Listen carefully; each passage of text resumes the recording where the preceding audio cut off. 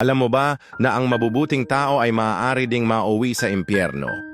May isang lalaki na malawak na kinikilala bilang isang mabuting tao. Nagtrabaho siya ng husto, nagpalaki ng kanyang mga anak, at nag-aalaga sa kanyang matatandang magulang.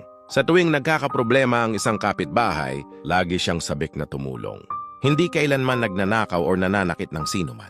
Gayunpaman, nang siya ay namatay at tumayo sa harap ng hukuman ng Diyos, siya ay itinapon sa impyerno. Alam mo ba kung bakit? Dahil inuuna niya ang trabaho, pag-aalaga sa kanyang pamilya at pag-aalaga sa kanyang mga anak. Ngunit, napabayaan niyang bumuo ng isang relasyon sa Diyos. Marami sa atin ang naniniwala na ang mabubuting tao ay napupunta sa langit kapag sila ay namatay, habang ang masasamang tao ay napupunta sa impyerno.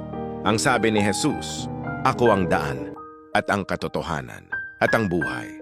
Sino man ay di makaparoroon sa Ama, kundi sa pamamagitan ko." Sa pamamagitan lamang ng pagtatatag ng isang relasyon sa Diyos, makapasok ang isang tao sa kanyang kaharian.